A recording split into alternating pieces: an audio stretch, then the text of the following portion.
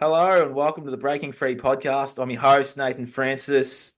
Today, very grateful, very humble to be joined by Jason Christoff for the third time. I can't believe it's been this is our third chat, and I can't believe, as we were just saying off air, that it's been 3 years since I worked with you. And I remember you saying in my first session that your trajectory is going like that. At the time, I couldn't see it, but here we are right here, right now. Jason, welcome to the show. Happy to have you. Yeah, yeah, thanks for having me back for a third time, Nathan. And of course, yeah, you've done 120 podcasts since you worked with me. The work that Nathan did with me, of course, was overcoming self-sabotage coaching certifications. So I did a one-on-one with him. I don't do one-on-ones anymore. So I'm happy it benefited you. It did, yeah. And a lot of the affirmations and a lot of that programming that I had, as it always is for the general population out there, it's deeply embedded. I was just grateful to have someone see the potential in me that I could do something really awesome. I always knew I could. It was just great to have that second set of lens, second set of eyes.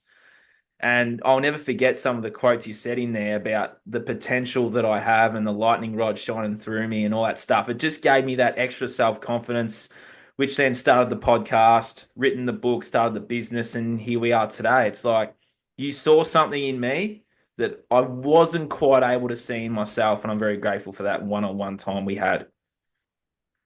Yeah, and that's something you just need someone a little older, and someone that has a bit of experience. And when I do coach, and whether I coach the whole class or I coach individuals, I bring my business experience into it. And so as someone that's been in business, I've learned to see, like in my staff, what their superpowers are, so I can pick them out easy. And I never fluff up anybody. I mean, you had those superpowers, tons of potential. You're letting it shine now. And again, you're so young. I'd love to see what happens. When you get to my age, you're going to be a huge footprint on this planet. So well done. Thank you very much. And that's, yeah, I'm only 30, so it's like that's still 20 odd years away, right? Like there's so much time. 20, 25. So 25. yeah, yeah, I'm 55 now. So yeah, 25 years from now, I mean, and you can see I'm just starting to hit my stride right now. I mean, with the years under your belt, and you've already learned a lot. It's not that you're just taking action. You've learned what it takes to take action. You've learned what it takes to look at your fear and still go ahead. Because a lot Mm. of people might believe if you get coached by someone like me that you'll get more brave. You actually just, I mean, you do get more. The fear is still there, but your bravery increases. You do get more brave. And if you don't have a good mentor, sometimes the fear can make you sit on your hands, and your whole decades will go by, but you'll feel that. I mean, Mm. if you have potential and you're not acting on it, you will feel it. You'll question what life is about. In your body will give you signals like depression, a bit of doom and gloom, despair. And that's your body trying to talk to you too, to try and get you moving and get you to take action. And you're coaching a lot of people too, which is the reason I started my school, because we do need all hands on deck. And if it isn't obvious why we need all hands on deck, I just look out your window. That's the thing too. And when you did that session with me, man, it was all about like I really wanted to focus on the younger generation and our younger our younger men and our younger females, because that's where the growth really is. Like these younger adults, if they're listening to this, listening to us talking now, like they have so much power and so much potential. Like I've seen them shift things so fast. Like I had a client shift something a week later, she wrote a blog for me. Like there's so much like there's superpowers that are like times 100 amongst our younger crop of people out there. Like it's wild how quick they can get on the path. Well, the people who rule us, which I always refer to them as they, but they're the ultimate programs, like pronouns, I guess, they and them. But because no one likes to name them because it takes too much time. But they are aware that when you take a young person, their highest potential for breaking out of their programming is like 18 to 35. Mm. And this is why they've designed the society, because that's why they call them the social engineers or the builders. I mean, a Mason is a builder. And, not to get too tinfoil hattish, the Freemasons basically, we build their structures for them. That's what Freemasonic order means, is that they will build, but we build it for them. That's what the free is in front of it. They don't pay, we pay, we do the building. But basically, they're aware that even if you indoctrinate for many, many years in the public school system, that child, they can break out of it when they start getting basically sexually mature, where they start adding strength to themselves. And this is why these social engineers, these Freemasons, have built a society so the young will enter rituals and customs that the builders have manufactured for them, usually revolving around alcohol Yep. and partying and hedonism. And that's there on purpose.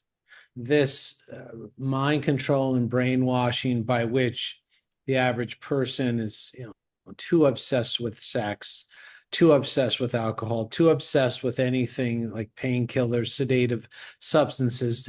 Basically, you can program the youth to make them look at living as sort of like a pleasure pursuit. Mm.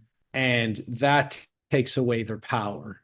And that's why it's like that. Because so all this schooling, all these schooling traditions and movies like Animal House, like in my days, or Van Wilder in between. I don't know what the younger generation has.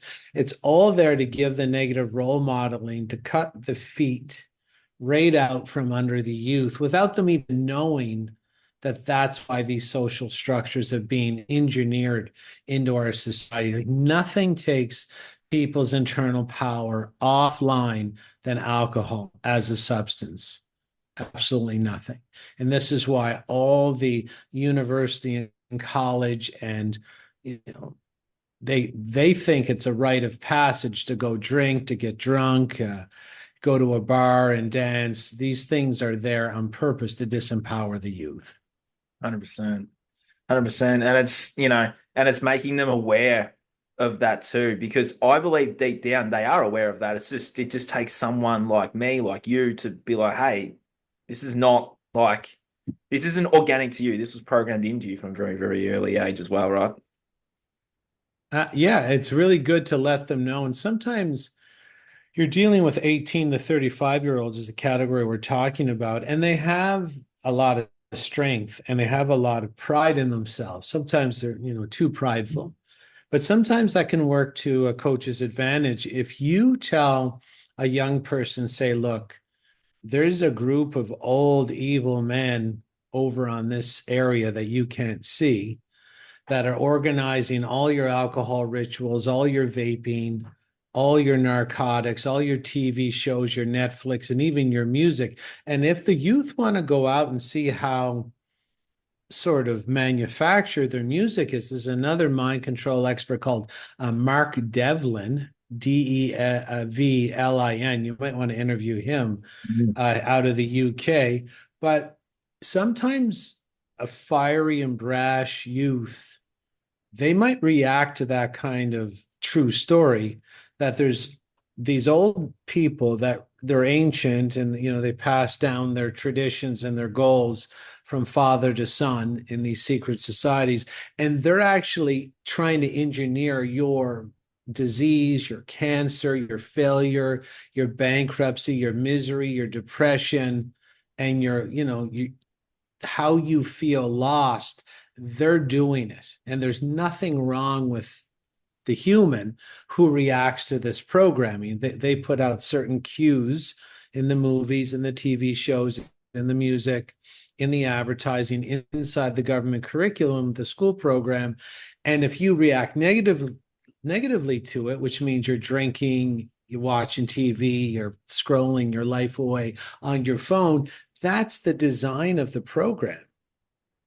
And if you're doing this, if you're reacting, if you're fiddling your life away, hoping that you're going to go to school and get a job, and they have the school system set up so you're going to learn nothing of value. There's no survival skills taught you. Mhm. Even the basic survival skill of surviving in the concrete jungle, of owning a business and writing your own checks and making your own money, they don't even teach you that, let alone gardening or proper health protocol. They teach you nothing like that. So sometimes it's important, if you're dealing with youth, to say, it's time you got pissed off, but, and yeah, get a little upset, maybe even get a little violent, but get a little violent against the alcohol, against the vape stick, against the TV, against Netflix, and know they're there to trip you up. So if you want to rage against the machine, and such a bad comparison, because we all know they did what they were told in 2020.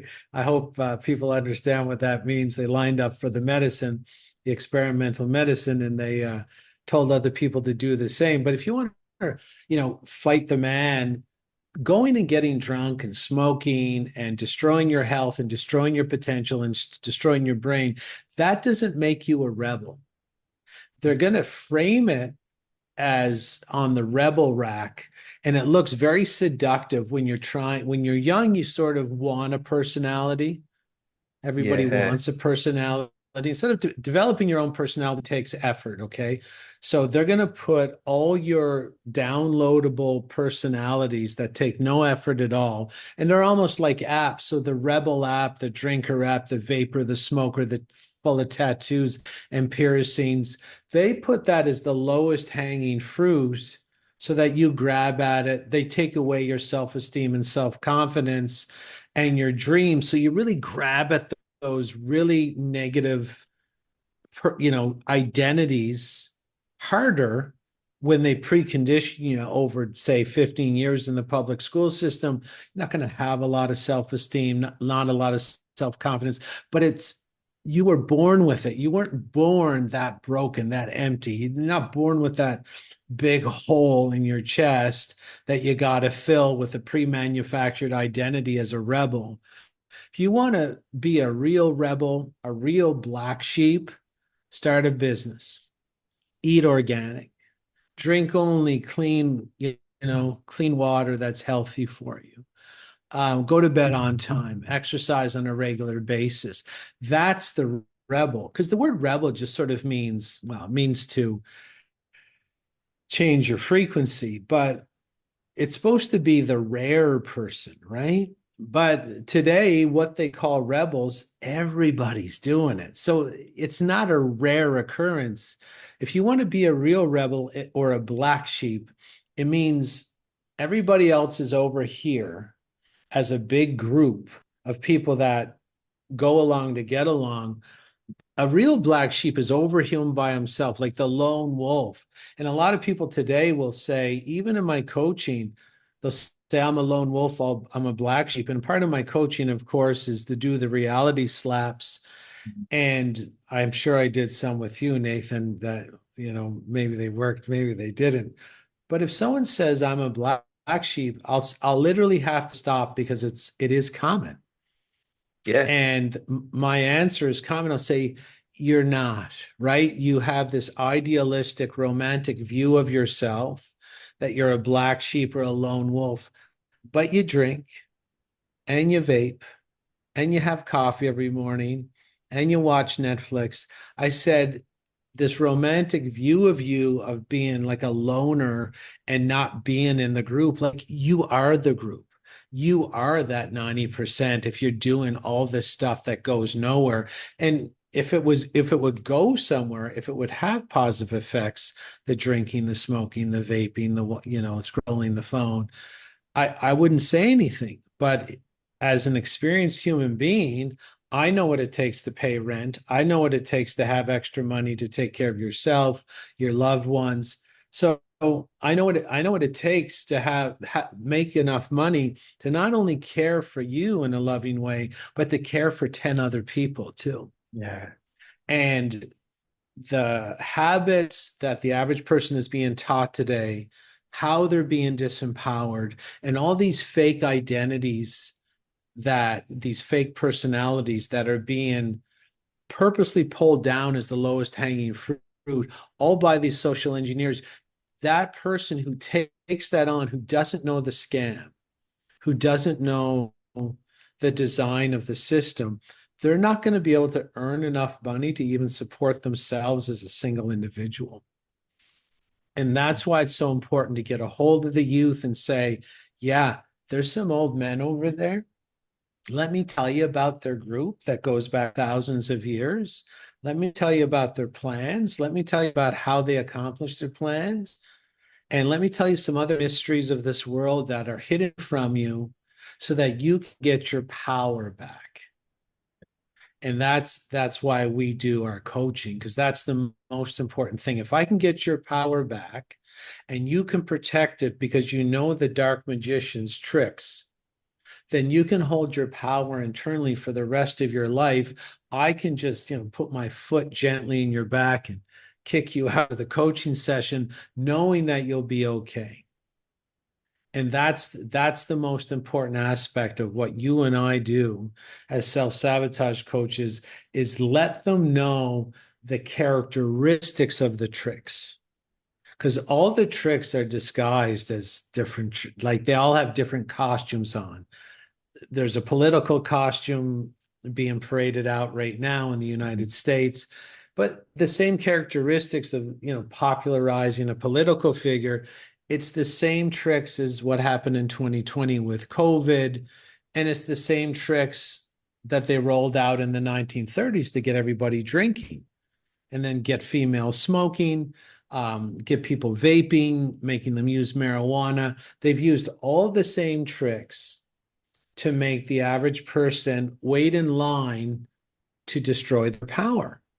So I can't teach you, you can't really keep up to date with all their shenanigans, but if you know the structure, the system, the characteristics of the con job, then you can go out with power, live with power, walk with power, and I'm going to be confident that you will one day figure out all these cons and sidestep enough of them so that you have a much better life than someone who doesn't understand these concepts.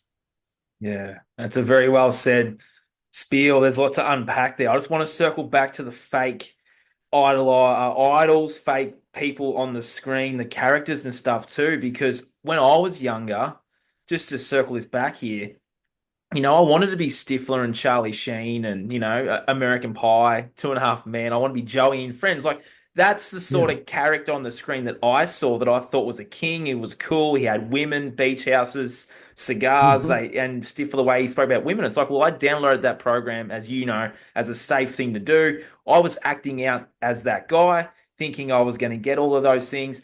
Reality smacked me in the face. It's like he didn't have any of those things. I literally got slapped in the face a few times by women because women didn't like being treated like that. So there's literally a personal example that I've shared a few times is that those three guys I remember so vividly because I wanted to be those guys. I wanted the luxury lifestyle that was sold to me. It was just all bullshit, right? Yeah, and, all the tricks that we teach, and we can't go over all of them today, but they're based on documented psychology. Hmm. And I will let people know that I know all the tricks. Nathan knows all the tricks. It takes time to learn them all. But when you go back and actually go to the psychological research, they're doing psychological research on monkeys, cats. They've even done psychological research on fleas. They've done it in bears and wolves. And I can tell you 100% that they don't care about the psychology of fleas and bears and wolves. The reason they do all this research and then cram it back into this libraries of the secret society is they're trying to figure out how to best psychologically manipulate the human, because we all have the same sort of characteristics of behavior. Yeah. And as regarding you watching someone like Charlie Sheen, or I think his name's Sean William Scott, or whatever his name is, Stifler. Yeah, yeah, That was, yeah, that was his name on American Pie. What they've shown in the psychological research. Now, there was a really weird study, and bear with me because I'll make sense of this, okay? But there was monkeys, male monkeys, that basically were eating from, say, a little tray in front of a TV. So they would, every time they would go to eat, the screen would flop over to another picture. So when they were interested in what was on the screen, they would stop eating to have a better gander at it, something that caught their attention. And in psychological studies, that is actually tagged as the monkey making a payment because he's foregoing food.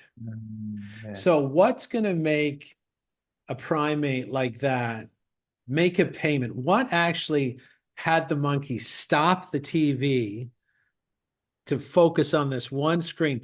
What was on the screens that the monkey was making a payment to stop in a stationary position so they could take a good gawk at it? Well, number one, it was the hindquarters of the female monkey.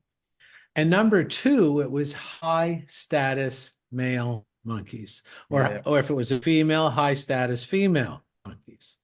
So they understood, regardless of why, and a lot of times in psychology, they don't even care about really understanding why.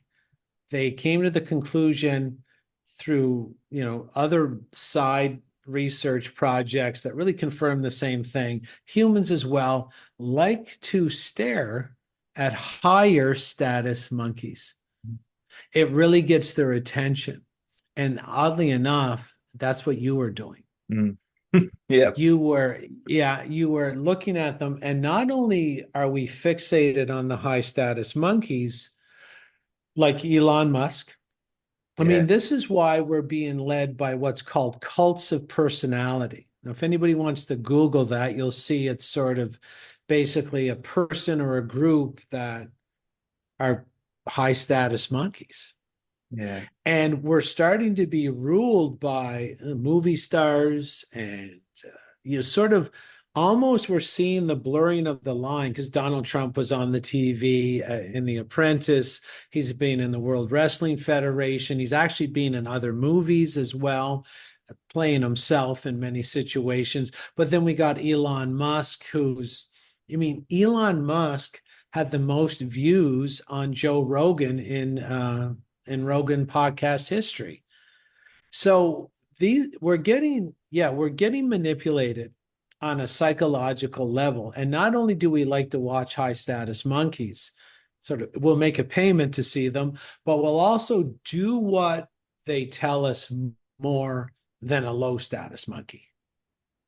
And this is why all the political systems are starting to follow a lot of this psychological research. And it's not only that one aspect. I would say that would be 1/1000th of the research that they're weaponizing against us on a yearly basis. There's like 999 other research conclusions that they're weaponizing against the general public. And it's this psychological manipulation that a self-sabotage coach is an expert in.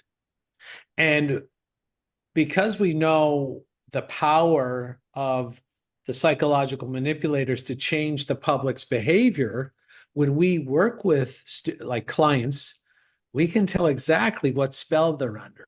yeah, And that's why it's important, because a lot of times I don't know who you worked with, but the experience when I do self-sabotage coaching is that people have never heard of anything we're talking about yeah, at all, yeah, at all.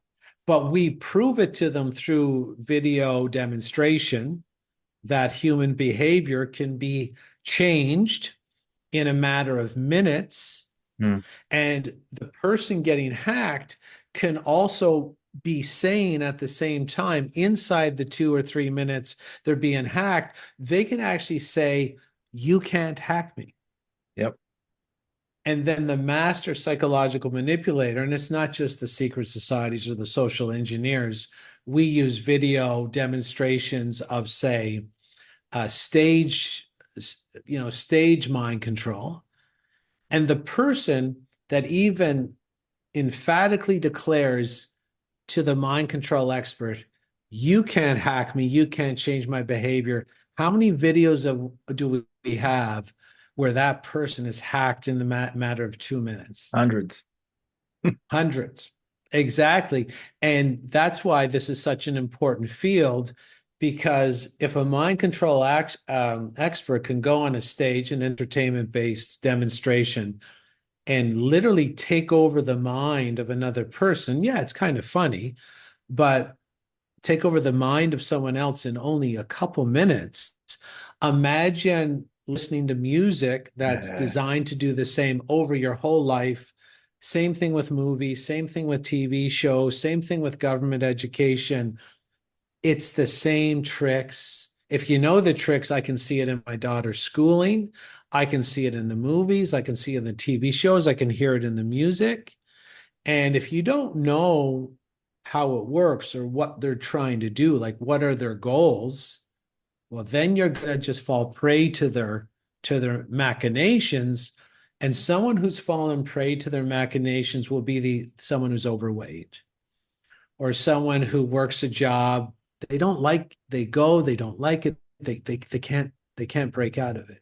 They just keep going. It's the same cycle. They drink even though they don't have the money. They smoke. They vape. They don't like how much income they have, but they never do anything about it. They don't like rich people, but they also don't like their job. So, I mean, imagine the confusion there. Like, I hate entrepreneurs because they're capitalists and I think they're greedy, but I really hate this shitty job I'm at too. So, where do you go mentally? Well, the people who program both of those into you knows you're not going anywhere. You're stuck. So all these machinations and modalities of psychological manipulation are made and designed and manufactured to make the average person stuck in a life they don't enjoy. They're not only stuck in a life they don't enjoy, they're destroying themselves every day with either coffee or alcohol or all the things I've already mentioned, junk food or processed food. And yet they absolutely know that they don't enjoy the life they're living, but they can't change. Mm. And that's the trap inside the psychological manipulation of the ruling group, the secret societies. That's the biggest trap. That grabs the hardest, is that you actually know you don't like what you're doing, but your foot's in the bear trap. You just can't get out. And that's what we teach about how to unhinge that bear trap and walk out without injury and keep on climbing the mountain. And the tricks will be there. I tell people, look, if you know how the magician does his tricks, the magic show will fail to have any other impact on you. And very important information. I agree.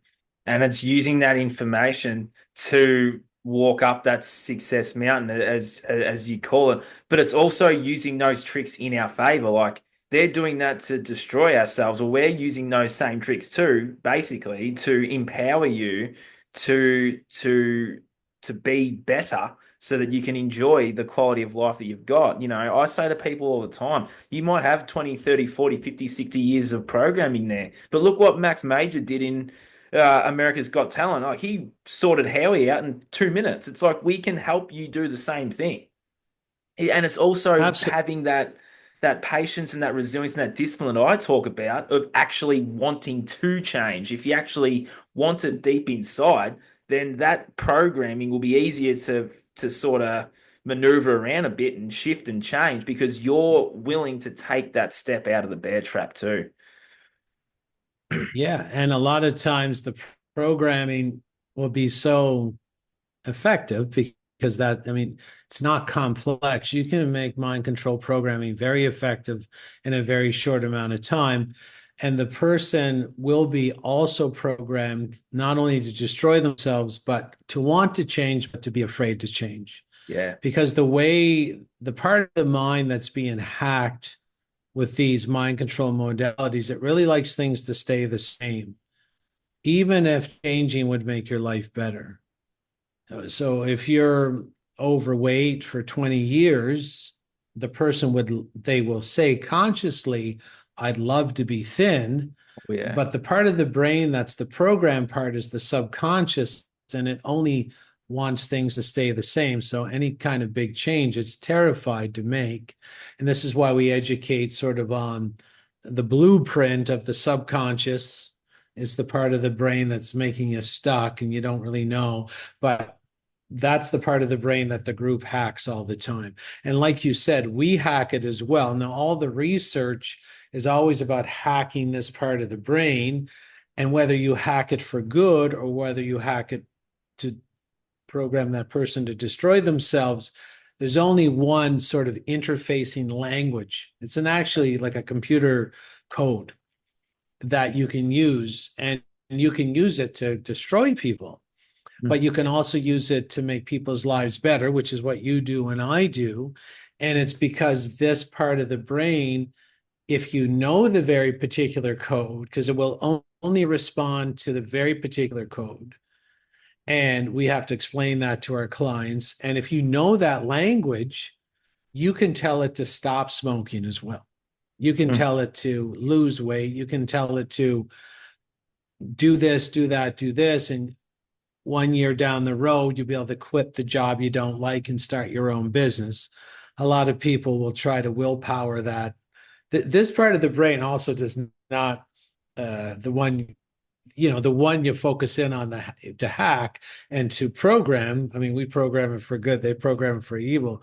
I mean, basically, um, it takes a while to get it where you want to go. And a lot of people think it's about willpower or Yeah. drawing a line in the sand. And oddly enough, this part of the brain doesn't care about your willpower. It doesn't care. You made a line in the sand and you say, this is the last cigarette I'm ever going to have, and you throw it away.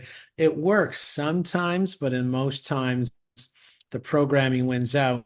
So you got to establish what the program is. It's basically, I call it the 2 R's. You got to recognize the program, and then you got to reprogram. So that it's a very simple concept, a very simple process. And the great thing about the entertaining part about working one-on-one with clients is, we got the 5 categories of self-sabotage that the vast majority of people fall into. And that's the most exciting part of the analysis, is that most clients are very eager, like, which one of the 5 am I, and tell me why. So that's always the height of the excitement of the sessions. Yeah, 100%. Yeah, I couldn't agree more with what you just said. And it's the same thing over and over again too, because for me, it I did have the willpower to change, but I already started making those changes. I just had someone that was like, well, look what you can do if you actually, you know what I mean? Like you shine that light on some of the things I had stuck deep inside mine. And, they're just seeds, right? They're just seeds that grow over time. You're not going to be able to make that instant change tomorrow. It's like that seed, I go back and listen to our sessions quite regularly just so that that seed can then, it's like that seed's regrowing or rebirthing because yeah, like those programs that I had were deeply embedded inside mine, and I can't oh, I can. It's like those 20, 30, 40, 50. It's like that's a lot of programming. It's not just going to change overnight. There's seeds that are going to grow over time. Like I look at clients that I was working with even 12 months ago, like those seeds are actually growing 12 months later. I had a client start her own homeopathy business. It's like I gave her that beautiful seed like 2 years ago, but it took that time to grow the self-worth, the self-confidence, all those things to then, be like, okay, they're ready to go. It's like it takes time. Because people, as we Absolutely. know, all want the quick fix, the quick thing to be like bing, bang, boom, I want it now. It's like, not going to have it now, but you will get it. That is, that's the program that Correct. it's another program, right? It's Mm. another, we all respond to our environment and we Yep. respond to the repetitive cues in the environment. And what you just described is what I call insidious program. Yeah. It hovers in the background almost in everything we do, and it's only the subconscious that it could identify it to us, and the conscious mind, the thinking mind, not the automatic mind. We're not going to see it. Like, let's say a lady with breasts and she gets a lot of pressure from the media that her breasts aren't big enough. And then she gets a lot of pressure from the media that, oh, the breast augmentation is going to solve all your problems. So it's this long-term versus short-term thing.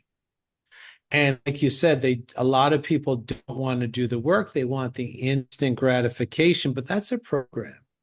Mm. And if people would be taught this in school, is you'll find that everything that gives you pain long term feels good today. And everything that'll give you pleasure long term is painful today. And hard work is painful today, which means it's going to give you a lot of pleasure in the future. So this lady who's going to succumb to these programs, because the reason so much breast augmentation repetition is in the media is it disturbs breast milk and poisons the child, and it can also interfere with breast milk as well. And this group doesn't like healthy humans because healthy humans don't respond to the programming as well. So what I'm trying to say is this big push to get women to put toxins under their skin and carry it around with them is to hurt children, because this cult plays the long-term game, the long-term booby trap. Okay, they're going to just take over the society inch by inch, death by a thousand cuts. It's called the Fabianistic approach. But again, if we go back to the breast augmentation, the woman could bear down mentally. It is harder for her to bear down mentally and do the inner work to become peaceful with her own breast size, to embrace her own beauty, to be okay with who she is, to be the best she can be in the way that God designed her. That is harder. And what you're saying is the same thing I see, is that harder road is the door slammed on it all the time in our Yeah. society. And so she just says, oh, I could do a bypass of all the mental manipulations and maturation and individuation that my ancestors used to have to do to be okay with who they were born to be. I can bypass all that. I'll fly into the surgeon's office. I'll pay my 15,000 and I'll walk out totally okay with the breasts, and I'll get back on with my day. And again, if you notice, this group understands long term versus short term. They know the energy game. Yeah. Everybody wants to grab for the short term gratification, and it's been proven in psychology that if the woman went through the much harder rite of passage to deal with her smaller breasts and deal with who she was, she actually starts to mature into an adult. The person that keeps grabbing for the pain avoidant, instant gratification, I want it now, they never mature to adulthood, because you need pain and discomfort and sacrifice to become an adult. They don't tell us this, but it's true. Even with myself, when I used to take steroids, it basically, if I could have worked harder at the gym, if I wanted a particular physique, I had to go to bed earlier if I was natural. I had to really discipline myself with my food and my intake, but I bypassed that. Started taking some steroid pills, doing some steroid injections, And not only did I rob myself of the opportunity to become a more disciplined, more focused, and more confident human being, I never matured into a fully functional adult, because it's that process that will make you someone who can accomplish anything. But if they just give it to you, if they just want it. The average person today just wants the job. They don't want to earn it. They want the car. They don't want to work for 3 years like I did to get my first car, to get my first motorcycle. And by doing that back-breaking work and sacrificing and crying and climbing up the mountain covered in filth, I learned how to climb bigger mountains. And when you get stuff given to you, and all these rituals and customs of our dysfunctional society is about now, now, now, me, each day, every day, all you get is people that are miserable, and they're basically adults who act, talk, and think like children, totally disempowered. They call it an infantilized society, and that's what we got. And are humans born like that? Is anybody listening born like this? Absolutely not. They're not born like this. They're made like this. They're manufactured. They're socially engineered. And how do they do that? Well, go to a public school today. Mhm. People running a race. No one can be first. No one can be last. Everybody gets the participation ribbon.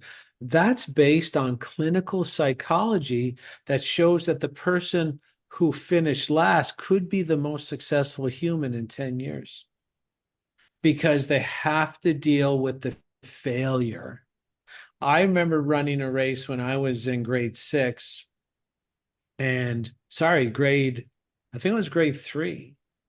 And I came like I didn't even really know what a race was. Mhm.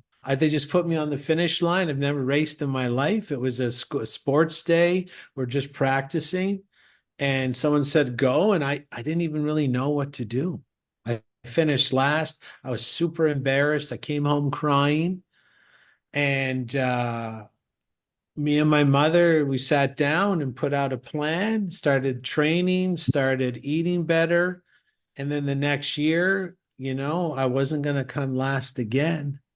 I came first. But if they would have just gave everybody a ribbon and said, oh, Jason, don't worry about it, they would have robbed me of the year of discipline that I learned to put into my life in any area. They would have robbed me of that.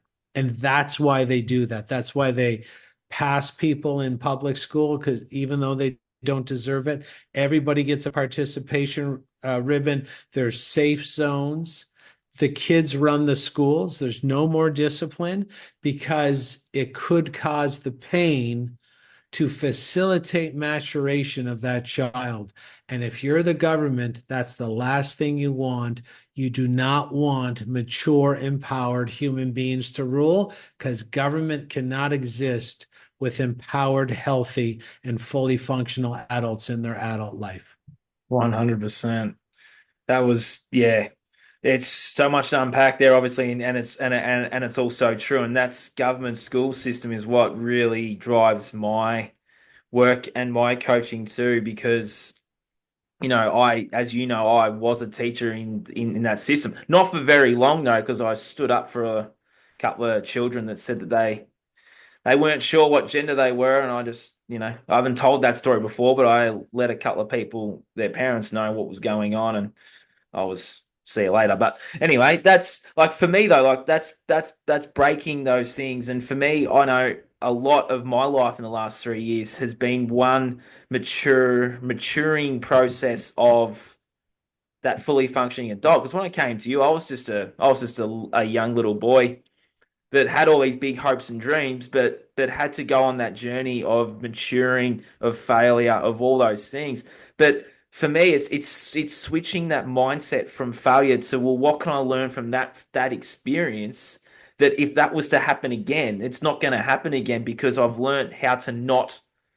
It's like it's like a mental like program flip of, well, a failure is like, hey, what can I learn from this? How can I get better? Rather than, oh fuck, I failed. oh fuck, you sort of know what I mean. You sort of give up and quit. It's like, no, you just go, well, what did you learn? How can I get better? And if this was to happen again, what would I do differently? It's that self-reflection. And again, in the school system, you're talking about failure. The way the system is set up, students are taught that the ultimate disaster is failing. Exactly. And so when you teach someone that failing is something that you have to avoid at all costs, how is that person ever going to be able to generate money for themselves? As an entrepreneur, it completely severs the entrepreneurial spirit when the person believes that you can't fail or it'll be the worst occurrence in your life. For me, let's say my top 10 business ideas as a businessman. Now, I'm not too sure people are aware. I've never held a job. I've always been self-employed, but 8 out of my 10 business ideas have been failures, but 2 out of 10 has made me $10 million. So if you teach children that failing is something you have to avoid, it's a goblin. It's not there to teach you something. It's just every time there's a failure opportunity, slam the door, Mm. slam the door. For me as an entrepreneur, when I fail, I open the door. The pain teacher comes in with the failure, puts it out on the table and says, okay, what can we learn from this? It's not failure. It's basically one extra pathway that we know not to take in the future. It's another way we know that won't get us to where we're going. So as sometimes we got to narrow down what works, and only failure can bring us there. Failure is a key part of life success.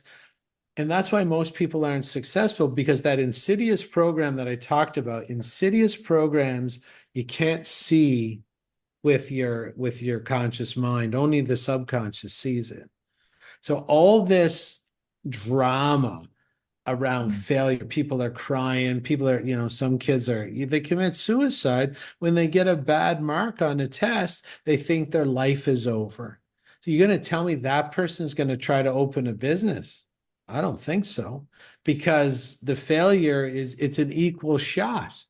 But even if you fail in business, you go through that rite of passage, the discipline, you try, you try, you try. Not everybody, becomes the gold medalist, but the effort of everybody else. I mean, you don't know anybody but the gold medalist, maybe the silver medalist, but everybody else that tried to run that race has had these massive maturation and individuation benefits that help stabilize the whole society, because they put in the work, as they say, or they dedicate to the grind every single day. Now, once a person understands the system of putting in the time and dedicating to the grind, they could do it with their relationships. They could do it with their income. They could do it with raising their kids. They know what a hard day's work is all about. You dedicate morally and ethically to principles that make your life better. And today, number one, no one wants to fail, and no one wants a hard day, because why would you want to go through a hard day where you can get your lips injected and you get plastic put under your chest, or I can take some steroids, or I can turn on the TV and zone out, or I can scroll my phone and not think about what I really got to do to make my life better. Everybody's going for that low-hanging fruit, and basically they're not going to get the mentorship they need from the institutions that are designed to create this effect. Mm. Anything that has to do with the government, I'm not too sure if you're aware of how government maintains its power. Government maintains its power by destroying yours. No one's going to teach you how to overthrow them. Yeah. And you're not going to learn anything in the government school to make you your best self, to make you the most powerful version of you that there is. They're not going to explore your innate human potential. You needed someone to tell you that you had this huge potential inside of you. And the reason you respond is like you hadn't drank in 10, and it's like you were in the desert and hadn't had a drop of water in 3 years, because your teachers aren't designed to pick out your superpower. They're designed to make sure you be like everybody else. Do as you're told. Raise your hand if you want to go to the bathroom. Show up at a prison. It Mm, looks like a prison. Does not with the fenced in with the shitty brick buildings. Like, does it not like it's a low vibrational, dark place to be. Someone else lording over you, telling you when you can go to the bathroom. It's a disempowering ritual, right? And when I told you that you had this gift to give to the world, you responded in kind because that's you. mm. That's your design. That's the natural human design is, and they had so much dust on, and all I did was I blew it off. That was it. That's it. Mm, Yeah. mm. Yeah, I was just sitting here just pondering that first session when you were just talking. Then I got a little bit emotional there, Jason. You touched my heart there just about a minute or two ago. But yeah, it's so true. And being in that system and then seeing it for what it was is the motivating force behind that documentary that's gonna be out soon. And yeah, for me to be able to be in that space now, you said to me 3 years ago I was going to make a documentary. I didn't know what it was going to be, but here we are right now. Yeah, and the great thing, and I've written a lot of articles in my career, motivational, some factual. Mm, Sometimes I use a bit of a shock jock mentality and get people to pay attention, then give them some solutions. But what Nathan is doing is the same thing I'm doing, same thing at least 1 billion people are doing right now, but we need the other 7 billion to come on board. mm, And the answer to, I mean, we all got some problems with some people that are pretending they're our governments, okay? And mm, and any system has its black side and its light side. Our tech is the same. We could use tech for good. They're not using it for good. You use mind control for good. They're not using it for good. But if anybody's having a hard time, and if you're listening to this podcast, you're probably having a bit of a hard time, or anywhere between a bit of a hard time and a real hard time. And if you don't like that, understand that there's sort of one solution. Basically, the solution is you have to start being creative. Number one, you yeah. have to start creating again. In whether you're a painter or a music writer, you play guitar, you're a sculptor, whatever you are, start like because this creativity, this group knows is electrical flow. It's not, it shows as creativity, but it's actually energy. It's actually electricity. It's actually power. And when you start having a power generator, circular sort of, this feedback loop in your own body, you're getting really powerful. And if you understand physics, they'll tell you, even in the government school, energy can neither be created nor destroyed. So when you start creating this electricity, you'll start feeling more powerful, more focused, more self-confident, stronger. Where do you think that's coming from? Because if energy can neither be created nor destroyed, it has to be coming from somewhere. And it's coming from them, the group that I'm talking about. By you becoming stronger in your own home, you don't have to meet them, but you're taking your power back from them. That's very important. And then once you start the creative flow, understand that your painting and your sculptures and your creativity or your glass blowing or your jewelry making can inspire others to do the same. And if anybody's out there that wants to couple, once they get the creative energy going, maybe they can start writing articles. Blogs are free. You can get them on the internet. You can write articles. You can add very beautiful thumbnails, which is this, sort of the landscape picture on your article. And you can publish them on social media. You can publish them on Substack. Maybe you want to do some videos on YouTube or Rumble or Odyssey or something. And maybe you want to make a documentary down the road. Maybe you just want to do solo podcasts. I've done 200 solo podcasts, speak right into this mic. I don't interview too many people. Maybe I've interviewed 5 people in my career. or maybe you want to start interviewing people, and everything can expand like this. My main point is become a reporter of such. And even if you don't do it for other people, to let them know the goings on of the day in your country or province, state, whatever. But the first 2,000 articles I wrote were for me, not for the public. I've written about 5,000. So the first 2,000 were for me to figure me out. And I needed to put it down on paper, step by step, about how I was feeling, what was going on in the world, what I saw, and have the bravery to get the electricity flowing through my fingers onto the keyboard. And then I wouldn't even publish them on social media. I just had them on a website. I didn't publish, I didn't like try to advertise my website. It was all for me. And then people started to come to me and say, wow, I feel just like you. You're putting into words exactly how I feel. Now, the last 3,000 articles I've made is to educate and become a reporter. I will guarantee you, if you're having a hard time and you want to solve the world's problems that we have right now, please become a reporter, even if it's down the road. But your first article is your first just be creative to start. If you're writing articles or making videos, just understand, it'll just be like a painting or some glass that you blow. It'll just be for you at the beginning, and it'll just get some practice on your home field. And then as you become sort of a ninja or an expert or a black belt with your creative power, start turning it toward educating other people to make their lives better. Yeah, 100%. And that's what you told me 3 years ago. And, a lot of people sit in the fear of actually starting that thing. That's part of that maturation process. I know for me, when I started speaking and stuff, you get the blowback and all that sort of stuff. It's like you keep going. My first episode of this podcast, you can go back and listen to it. It was a car crash.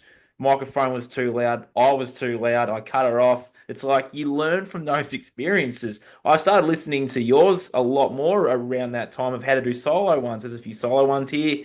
First one was a car crash. I spoke too much truth, but that's okay. It's like we just learn as we go, but we don't learn unless we start. And that's the thing of today. It's like you just got to do the thing to then keep doing the thing to learn along the way. Otherwise, you're just going to be just stuck where you are. It's like we came here to learn, grow, and evolve. And if we're not doing those things, then we're just.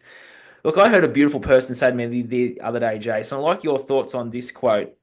The day we stop learning is the day we start dying.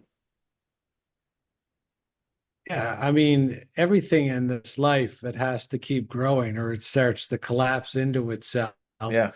And we are here. I think the day you stop teaching is Yeah. the day you start dying. Because for me, I mean, I can acquire information and knowledge all I want, but if I don't share the benefit of that, and if you have a good mentor or someone you follow, they're going to read a book that took them 4 weeks to read, and then they'll write an article that you can read in 15, 10 minutes to get all the points synthesized. And you can get like your hair blown back by the information, but they just took it from a whole book. That's the big benefit of someone who's a real teacher, is they're going to try and save you time. They're going to try and save you energy and money. They're going to allow you to struggle too. I'm not going to try and make anybody's life filled I don't want anybody that listens to me walking on a cotton candy road, because I understand that, if they're too soft, if nothing challenges them, then they never mature. Mm. So I just try to give them the basic framework of the con jobs, and the framework is very close to the same for 98% of the cons. Sometimes they're really hard to pick out, but I mean, that's why I'm a teacher, so that I know too that if I'm successful in walking down the road and everybody's in a wheelchair and this kid has autism, and the parents can't leave the house, and the kid will never have a first love, never have a child, never be married, never experience a wedding, never experience a good time. I'm I'm not going to stop until all that is solved, or at least I'm going to try. Yeah. I don't mind humans being in pain because I know it's part of life, but unnecessary pain, I'm not in for at all. So my biggest thing, my commitment to my group that I mentor every day, either through articles or podcasts or programs, I'm committed to removing the unnecessary pain of children.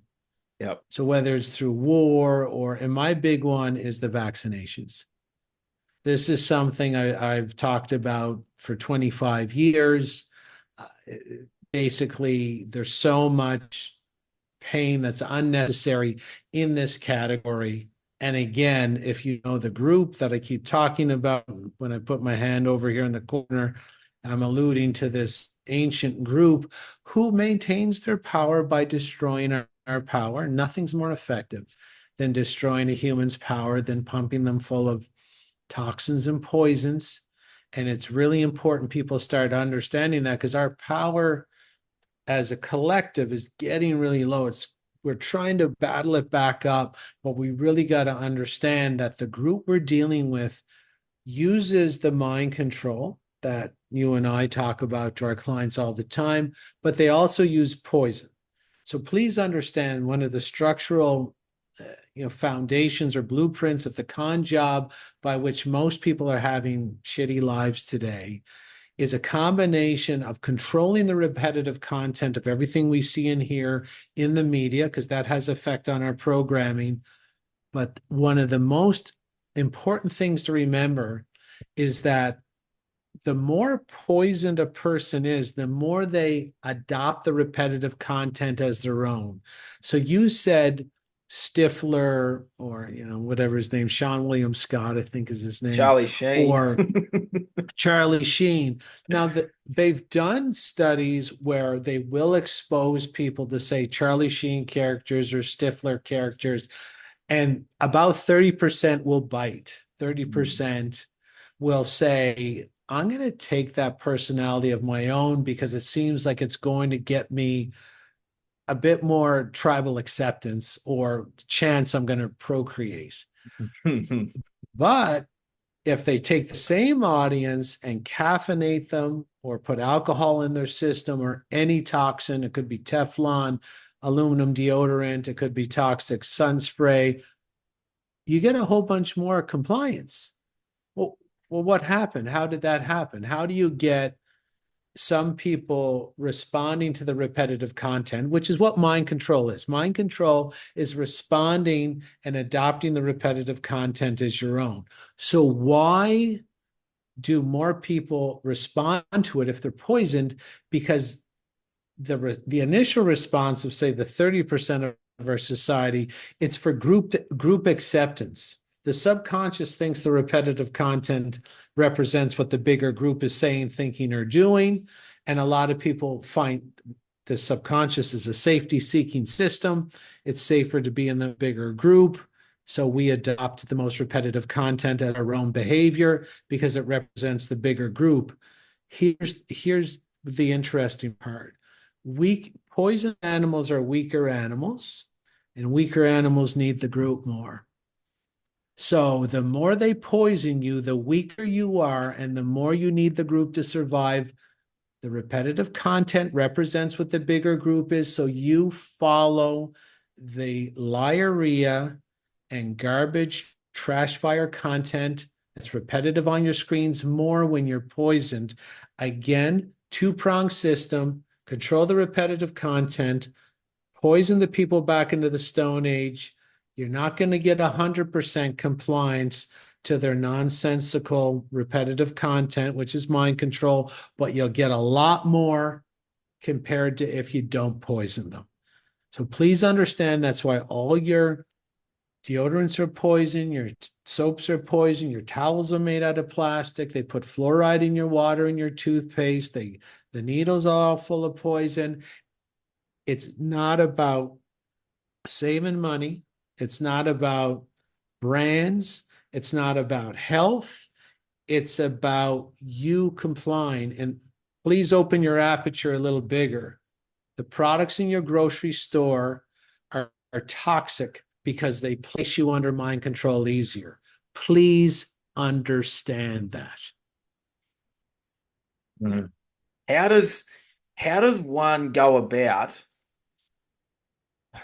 it's like a belief system thing too. Like, how would one go about taking that first step? But also, how does one go about understanding more about the toxins? Well, there's obviously a great book out there, which I've got sitting here called How to Eat, Move, Be Healthy. That's probably a good place to start. Actually, I'll give the advice instead. Go ahead. But, but how does one go about uncovering those truths of the world as we just spoke about, but then also shining that mirror back onto themselves and fixing themselves internally as well? What would be your advice to someone listening right now that's young? They don't have to do that. All Mm, they got to do is get up in the morning mm, and do two things, okay? There's a guy like me you don't know who is saying they can take over your mind and make you poison yourself by your own hand, and you'll do it and you won't really be able to stop. And the reason they do that is because they also know that if they went to your house on a Friday night, because they know they can't exist unless you're disempowered, okay? They know that. Government, the way it is right now, cannot exist unless you're super weak. Now, if they showed up on a Friday night, opened your door, there's like four Gestapo guys, right? And they come in, two people, two of the Gestapo guys on your wrist, two on your ankles. They take you out and they start pouring wine down your throat. And also sit you up after they poured the wine in your throat so you can watch some Netflix. Now, if they did that, you'd clue in. yeah. So the reason they're mind control experts is so they know they can't do what they want unless you're under mind control. You can't be put under mind control unless you're weak. So they got to use the mind control so you poison yourself by your own hand. You show up at the V clinic, you're waiting in line, you poison yourself there, you make up all kinds of stories about why you're there, all the liarrhea needed for you to stand there and poison yourself. You do it to yourself. So why don't you just test if what I'm saying is true? See how deep the spell is. Can you stop quitting alcohol? Can you quit alcohol? Can you quit coffee? If you say coffee's not addictive, stop for 3 weeks. Let me know how it goes. Why can't you quit? Why can't you quit smoking? Why can't you quit vaping? And as long as you realize there's some kind of spell going on, because these are ancient black magicians, they're not modern, these societies that do this. Mm, They're from the pyramids, they're from all the ancient ruins in the Middle East. That's where they're from. They don't care about your TV. They care about the spells. These are spells. You can't break them. They're magic. Okay. So at least come up to speed and say, I think he's right. Like I can't, or how about if you're a teenager, you watching porn all the time? yeah. You don't think you're addicted? You don't think it's a spell? Why can't you stop? Why can't you stop? Okay. Fine. So I'm not telling you to do anything. Just recognize if you're under a spell. And then go back and listen to your songs, watch your Mm, movies, and stop getting entertained. Make it more of a study. You can do this, it's free. Everybody can do free stuff. Do you see any coffee cups in the movie? Do you see any takeout coffee cups? Maybe some clay coffee mugs? Do you see any coffee shops? Do you see any coffee machines on the back counter, percolator machine, maybe an espresso machine? Start counting them. Make it a game with your friends. Make it a game with yourself. Maybe just do it for the first 20 minutes. How much alcohol have you seen? And yeah. every glass of alcohol will count as one. So if you're watching Bad Boys 4, Ride or Die, and they're having a wedding and everybody cheers, pause that scene and count every champagne flute, every bottle of champagne, every bottle of liquor in the bar that's also in the scene on purpose. And also know that it's proven in psychology that you only have to see two champagne flutes to want to drink champagne when the movie goes off. So why don't you at least start doing that? And you'll be so much more ahead than the average person. If you're smart and everybody thinks they're smart, are you smart enough to see that the two most repetitive themes in all movies, regardless of what you're watching, are coffee and alcohol? And then let's go back to your real life and your addictions you can't stop. And that's how you cast spells. You control what goes into the person's eyes. And if you want to go watch Lord of the Rings, there's Viggo Mortensen is Aragorn in that movie. And he leans into, I can't remember his other name, the actor, and they're going in to talk to a wizard. And Viggo Mortensen says, do not lock eyes with the dark wizard, for he will cast a spell on you. Whatever goes in your eyes can cast a big spell. And magic is not just something in a Harry Potter movie. Yeah. It's something that's also proven in psychology. And what you see, you will be. And once that spell is set, you're going to have a hard time breaking it unless you just consult with someone like Nathan or I or any other coach in this realm for just a couple hours. It's just our process is simply a couple hours. We don't want you full time. We're going to cast a spell on you and kick you right out the door, knowing that you're going to be perfectly fine because we're going to cast a good spell on you. That's how it goes. Yeah, and just to quickly with the spelling, just to give someone else a bit more of a, it's like, why do they call it spelling in school? It's like what you're saying, your words are also casting spells. You don't need a magic wand like Harry Potter to do alakazam and shit. You just need to say the words. Your words are spells. Your subject at school is called spelling for a reason. It's like start there too. Yeah, and yeah, start looking at the words. Even something like cursive Yep. gets its word from setting a curse. And an ancient book of spells was called, you could look it up yourself, a grimoire, and it's Grimore. And that's where our word grammar comes from. There you go. Because, yeah, right. Grimoire is a spell casting book. Of course. And of course, and Mm. these people are masters of this sort. This is not new technology; it's old Mm. technology controlling people. And I'll give you one other historical fact that people will find shocking. But even if you go to Google right now and you put in media, Oh the yeah. the country, just don't put media, put media, the country. You'll see there was a country called Media, where Iran or Azerbaijan is today, just letting you know where all this group is originally from and how old they are. And it was the kings and queens of the area of Media. They were called the Medes, Medes. And it was them who taught the kings and queens of the Mediterranean how to control the repetitive content of plays or advertising in the agora, like the harvest square or the harvest dances or the harvest celebrations or the public announcements. They had, like someone running from town to town, the town crier, they would call them.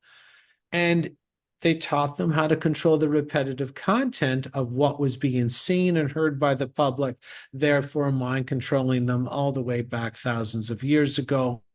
Repetitive content rules the day. I'll even let you know in the movie Fast and the Furious, even in the first one, any car part manufacturer who happened to have their manufacturing logo, whether it was a blower on a car or a nitrous kit or a steering wheel or a neon system, any manufacturer of any of the Fast and Furious cars that were lucky enough to have the brand logo or the brand name show up in the movie, the car sales went up 1,000% because the repetitive content tricks the subconscious to make it believe that's where the safe tribe is.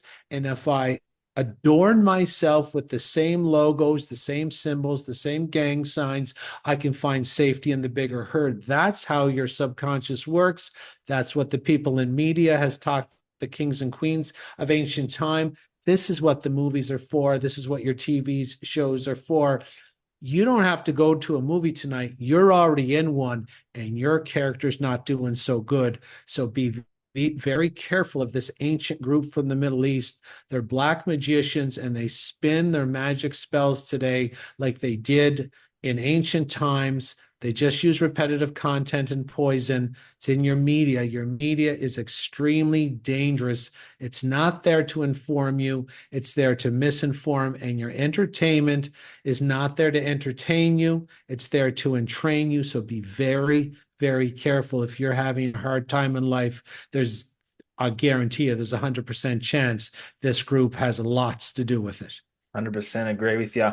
And we're just going to finish on this question is if someone's listening and watching this, they're going to be asking why. Why are they poisoning the shit out of us? Why are they why are they programming us to live our worst lives? It's like people always ask me, well, Nathan, why are they doing this? It's like, well, Jason here today, I'll guarantee you, I'll get a comment from that exact reel. They'll ask why. Jason, let's go. Why are they doing this? What's the end goal? Why the fuck are they doing it? And then we'll finish on that question. When you go down to the grocery store and you walk down the aisles, please tell me when the profit of the product is realized. If you find a fish at the grocery store, when was the profit realized? When? When it's alive in its natural environment or when it's dead? When it's dead. Right. You live on a planet by which you have to consume the energy of another to survive. Sick, stupid, and weak and poisoned animals are easier to hunt. That's why. So I don't care who's listening. Are you telling me you're not getting up tomorrow and going to eat food that do you not know you're stealing the life force of another organism to stay in your life? Do you not understand those are the rules of this planet? Of course you do. This group also understands these rules. And they understand they have to cannibalize you once in a while to make sure they live. They're very greedy, by the way. They don't need all their energy. But they're going to take it, especially if we're weak, especially if we're stupid, especially if we're poisoned, especially if we're inept, depressed, dysfunctional, disoriented. That's why they do it. Because we live in a realm where you're going to have to hunt something anyway. It might as well be a weak, stupid animal. Then it's a lot easier. And you know what? The world doesn't have to really be like that exactly. It could be a little bit more gentle. We certainly don't need it over on this side of the spectrum. We can live, we can survive, we can gracefully steal the life forces of other entities to make ourselves live. We don't have to be living under this structure. Because if you haven't noticed, the system they got going right now, they're not satisfied with a little bit of life force, right? They want to get us right. They want to make us like the fish right now. So be very careful out there and understand you don't need to find these people. Yeah, well said. All you need to do is go into your kitchen cupboard, go in your fridge, and ask yourself and be honest with yourself for once. Have you been tricked to poison yourself by your own hand? And if you have, start unraveling that puzzle. Period. And if you want to get on my email list for articles that discuss things like this, short ones too, I know you got no time. I'm going to make a short article and I'm going to make sure it penetrates deep and hard and educates you very quickly. So you can email me at info@jchristoff.com. Christoph, J is a single initial. Christoph is Christ with an OFF on the end. info@jchristoff.com. Get on my email list. And it's not about perfection. If you're out there and you're having a hard time, let's say you're drinking a bottle of wine a night and you go to half a bottle, you just decreased your intake by 50%. It's about progress. It's not Mm-hmm. about perfection.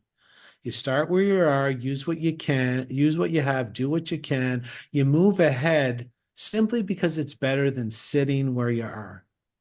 And then as you get your power back, it's like going to the gym. Sure, the first day you bench 20 pounds. You keep going, that's 35, 40, 50. You're not going to do it all in one day. Mm-hmm. Just like anything else, right? If I wanted to learn how to play hockey, I'm not going to go to the NHL the next day just because I decided to strap on a pair of skates yesterday. So put in the time, dedicate to the grind, make rituals of success, decrease rituals of disaster, and start throwing your power into your own life and taking it away from this ancient ruling group. It's much appreciated from this side of the spectrum. Thank you. 100%. And I love seeing it too. I love seeing the younger crop of generation doing the same thing. It's holding our world in good stead for the future because they want to turn these younger generations into their AI robots, which is a whole nother conversation, a whole nother rabbit hole. But Jason, thank you for sharing all you shared today. Very informative as always, also very entertaining and also very heartwarming as well. You sort of got me a bit emotional there during this chat. So if there's anything else you'd like to share, Jason, you've already said where people can find you. Your social media too is just your name, correct? Yeah, just my name, Jason Christoff, and my website's obviously jchristoff.com. But thank you for allowing me to talk to your audience today, and whoever's out there. Thank you for doing your part. Just thank you for improving, because progress is what makes the human soul happy. Mm. Just make a little bit of progress, your power will come back. The system's geared against you making progress, so kick at that darkness till it bleeds daylight, as Bruce Coburn used to say. Good way to finish. Thank you all for listening and watching wherever in the world you are. This is Nathan, Francis, Jason Christoff signing off. We will be back. I reckon we should do this again in 6 months rather than 12 months. A lot happens in our lives in 12 months. Hey. 6 months. We'll do it next one, 6 months. Yeah. Thanks so much, Jason, for your time. And guys, I'll see you all again soon with some more awesome guests in the can. This podcast is taking another turn, so we'll see how we go there. Thank you all for listening and watching again. Jason, thank you so much. I'll talk to you all soon. Cheers.